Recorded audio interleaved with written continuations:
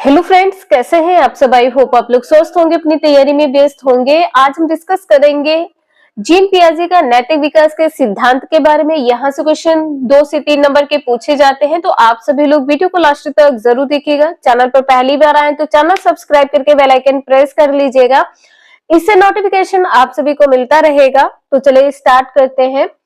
Gene पियाजे ने अपने नैतिक विकास सिद्धांत का उल्लेख अपनी किस पुस्तक में किया है? ये क्वेश्चन पूछा गया था सीटेट में भी और टेट में भी। तो the moral judgement of the child में किया है। पुस्तक का नाम जरूर ध्यान रखिएगा, पुस्तक के नाम से क्वेश्चन आपके एग्जाम में पूछा जाता है। तो the moral judgement of the child.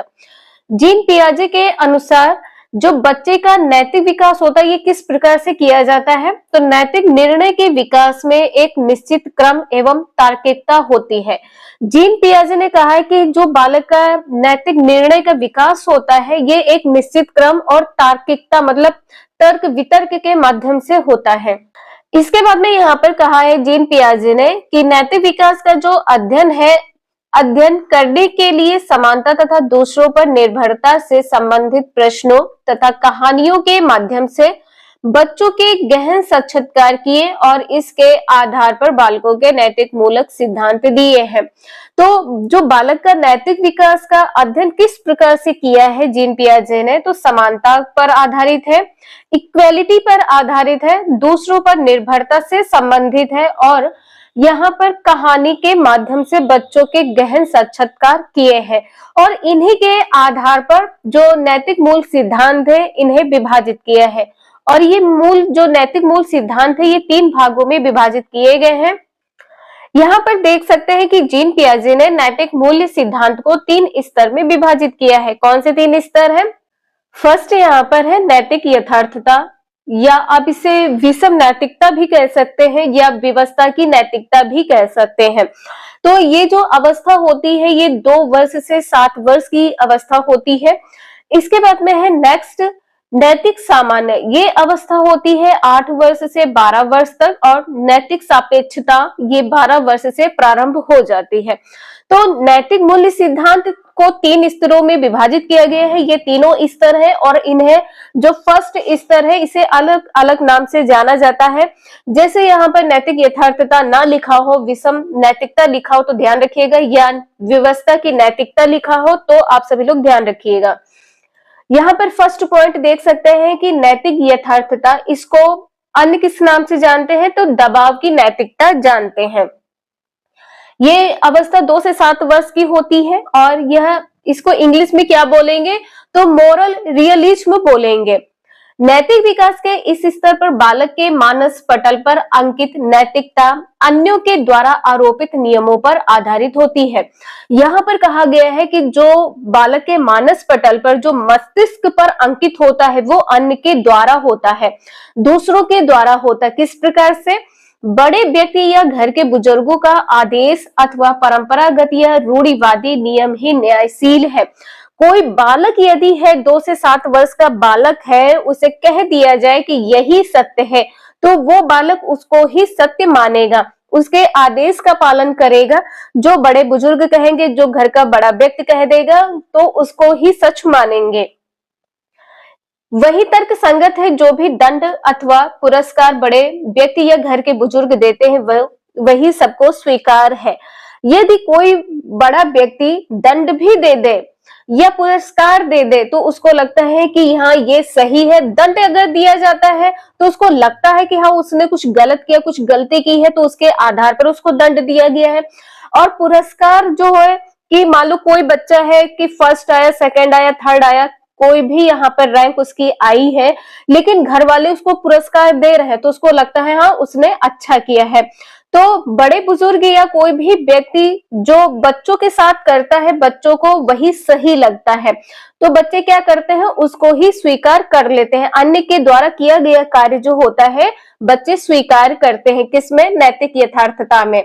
यथार्थता का अर्थ होता है कि जो है वही सत्य है। नेक्स्ट पॉइंट यहाँ पर देख पा रहे हैं कि इस स्तर पर यथावत आज्ञा पालन को अच्छा माना जाता है। नैतिक विकास के इस स्तर पर बालक अपने स्वहित के भाव से स्वयं नियमों का पालन करते हैं। स्वहित का मतलब यहाँ पर है कि अपने हित के लिए कहने का अर्थ यहाँ पर यह है कि जो बड़े के द्वारा जो भी किया जा रहा है, बच्चों को लगता है ये उनके लिए अच्छा है, उनके हित के लिए अच्छा है, इसलिए वह नियमों का पालन करते हैं। यथावत का अर्थ है कि जैसे बड़े कह रहे हैं कि आपको ये करना है, तो बालक उसी प्रकार से वही करता है, तो आज्ञा पालन को ही वह अच्छा मानता है। अर्थात यहाँ पर कहा गया है कि नैतिक यथार्थता का जो संबंध है, नैतिक बाध्यता अंध आज्ञा भक्ति से है। अंध आज्ञा भक्ति का अर्थ यहाँ पर ये हो जाएगा कि घर का कोई भी, मतलब आप यदि सेकंड नंबर पर है, अपने भाई बहनों में सेकंड नंबर पर है और आपसे बड़ा भाई या बड़ी बहन है और मम्मी पापा दादा दादी कोई भी, तो वो लोग अगर कह दे कि ये सत्य है तो आपको वो सत्य मानना होता है। और आपके द्वारा ये माना गया सत्य क्या है? अंध आज्ञा है। आंख बंद करके मान लेना ही अंध आज्ञा है। जीन पियाजे के अनुसार नैतिक यथार्थता के दो मूल स्रोत कौन कौन से हैं? तो बालकों की बौद्धिक संरचना है, उनके स्वयं के अनुभवी ज्ञान या अनुभव है। नेक्स्ट पॉइंट यहाँ पे देख सकते हैं, नैतिकता का जो समानता है, नैतिक समानता, ये 8 से 12 वर्ष की अवस्था होती है, इसको मोरल इक्वालिटी कहते हैं। समानता का अर्थ होता है कि दो लोगों के बीच किसी भी प्रकार का भेदभाव ना किया जाए। यह स्तर विद्यालय खेलकूद के वातावरण में समवयस्क बच्चों के साथ बढ़ती अंतःक्रिया का परिणाम है। इसे ध्यान रखिएगा, समवयस्क बच्चों के साथ बढ़ती अंतःक्रिया का परिणाम क्या है? तो नैतिक समानता है। समानता का मतलब ही होता है जो इक्वल हो, जो समान हो। बालकों की अंतःक्रिया वस्तुतः सामान्य तथा लेन देन के संबंधों पर आधारित होती है। जो अंतःक्रिया होती किस पर आधारित होती है? सामान्य क्रियाकलाप पर आधारित होती है और लेन देन पर आधारित होती है। और यहाँ पे ध्यान रखिएगा, यदि दो बालक समान है, जैसे आप एक क्लास में पढ़ रहे हैं, किसी भी क्लास में पढ़ रहे हैं और उसी क्लास का कोई अन्य व्यक्ति है, तो आप दोनों के बीच में क्या होता है? तर्क वितर्क होता है, किसी भी टॉपिक को लेकर हो सकता है, चाहे वो आपका खेल कूद हो या कोई आपका स्टडी को लेकर हो, पढ़ाई लिखाई को लेकर हो। तो यहाँ पर जो मेन पॉइंट कहा गया है जीन पियाजे ने कि इस अवस्था में खेल का जो अधिकांश समय होता है ये तर्क वितर्क करते हुए चला जाता है। जब कोई खेल का पीरियड आता है तो उसमें बालक अलग अलग प्रकार से खेलना पसंद करते हैं। कोई जैसे लड़की है तो खो खो खेलना पसंद करती है और कोई अलग खेल खेलना चाहती है, बैडमिंटन खेलना चाहती है। लड़के यहाँ पर फुटबॉल खेलना चाहते हैं या बैट बॉल खेलना चाहते हैं।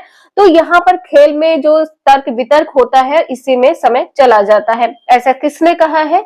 जीन पियाजे ने। और किसमें कहा है? तो नैतिकता समानता में कहा है। नेक्स्ट है, जीन पियाजे के द्वारा परिणाम स्वरूप बालकों में पारस्परिक सहयोग एवं परस्पर सम्मान की भावना का विकास होता है। समानता में ही कहा गया है कि परस्पर इसमें बालक का सहयोग होता है, एक दूसरे को सहयोग करते हैं और एक दूसरों को सम्मान देते हैं या एक दूसरे को सम्मानित करते हैं। तो ये सम्मान की भावना और सहयोग की भावना किसी से संबंधित है? तो नैतिक समानता से संबंधित है और ये दूसरी अवस्था है। जो नैतिक विकास के अवयव या तत्व हैं, वह बौद्धिक विकास तथा जटिल मान्यताओं को समझने पर विकसित होते हैं। तो इंपॉर्टेंट पॉइंट है, आप लोग ध्यान रखिएगा, बौद्धिक विकास तथा जटिल मान्यताओं को समझने पर विकसित होते हैं। यदि आपने इनको समझ लिया है तो ये नैतिक विकास आपका डेवलप हो जाएगा। नेक्स्ट पॉइंट है नैतिक सापेक्षता, ये थर्ड और अंतिम पॉइंट है और इंग्लिश में क्या बोलेंगे? मोरल रिलेटिविज्म बोलेंगे। जीन पियाजे के नैतिक विकास का अंतिम सिद्धांत नैतिक सापेक्षता है। यहाँ पर नैतिकता का सर्वाधिक विकास होता है। आपसे पूछा जा सकता है कि बालक का जो सर्वाधिक विकास होता है ये किस अवस्था में होता है? जीन पियाजे ने किस में बताया है? तो नैतिक सापेक्षता में बताया है। और यह अवस्था कब से कब तक मानी जाती है? तो 12+ मानी जाती है। यहाँ पर आपने देख लिया है नैतिकता का सर्वाधिक विकास किस में होता है? तो नैतिक सापेक्षता में होता है। और यह अवस्था कब से मानी जाती है? तो 12+ वर्ष मानी जाती है। यहाँ पर बाह्य दबाव के अभाव में भी, अभाव का अर्थ होता है कि यदि किसी भी बालक पर बाहरी दबाव ना डाला जाए फिर भी वह नैतिकता का स्वतः पालन किया जाता है या करता है। यहाँ पर देख सकते हैं अर्थात नैतिकता यहाँ पर स्वतः स्फूर्ति अवस्था में है। जो पूर्ववर्ती अवस्था है ये विकसित परिणात्मक रूप है। तो यहाँ पर कहा गया है कि नैतिक सापेक्षता में कि यदि कोई बाहरी दबाव ना भी डाला जाए तो भी बालक यहाँ पर नैतिकता का स्वतः ही पालन करता है। उसको लगता है जो सही है वो करना चाहिए, जिससे अन्य लोगों को किसी भी प्रकार की परेशानी ना हो। इसके बाद में यहाँ पर कहा गया है कि जो शॉर्ट में बताया गया है कि आप इसे किस प्रकार से समझ सकते हैं। तो नैतिक यथार्थता के अंतर्गत क्या आएगा कि बालकों में नियमों का अंध अनुसरण करने की प्रवृत्ति होती है। ये अवस्था एक बार फिर से रिवाइज कर लीजिए, 2 से 7 वर्ष की अवस्था। इस अवस्था में बड़ों के द्वारा जो भी कह दिया गया है वही सत्य है। तो अंध अनुसरण करने की प्रवृत्ति किसमें है? नैतिक यथार्थता में है, 2 से 7 वर्ष की अवस्था है। नेक्स्ट है नैतिक समानता। अंतःक्रिया के आधार पर नियमों की व्याख्या करने की प्रकृति होती है। अंतःक्रिया का अर्थ यहाँ पर क्या है कि एक दूसरे से बातचीत करना, ठीक है, और एक दूसरे की भावनाओं का सम्मान करना। नेक्स्ट है नैतिक सापेक्षता में क्या है? स्वतः नैतिक मूल्यों के विकास के कारण कार्यों की व्याख्या करने की प्रवृत्ति पाई जाती है। इसे आप सभी लोग जरूर ध्यान रखिएगा। तो जीन पियाजे ने क्या बताया है, इसका जो कंक्लूजन है जो निकलकर सामने आता है, ये क्या है कि दूसरे का सहयोग करना, यहाँ पर दूसरे का सहयोग करना और दूसरों पर निर्भरता, पारस्परिक निर्भरता, मतलब यहाँ पर एक दूसरे पर निर्भर, और आपका जो विभिन्न दृष्टिकोण है, ये विभिन्न दृष्टिकोण किससे संबंधित है? तो जीन पियाजे से संबंधित है। तो यदि बालकों में ये सभी चीजें आ जाती हैं तो ये बालक जो होता है अपने नैतिक सिद्धांत पर पहुंच जाता है। तो ये एक छोटा सा टॉपिक था जीन पियाजे के नैतिक विकास से संबंधित। और जो आप सभी लोग देखते हैं कि जो नैतिक विकास के 4 पॉइंट दिए गए हैं, 4 भागों में विभाजित किया गया है, नेक्स्ट क्लास में आप लोगों को देखने को मिलेगा। तो आज के लिए इतना ही, मिलते हैं नेक्स्ट क्लास में। वीडियो यूजफुल लगे तो प्लीज एक लाइक कर दीजिएगा, चैनल सब्सक्राइब करके बेल आइकन प्रेस कर लीजिएगा। Thank you for watching this video.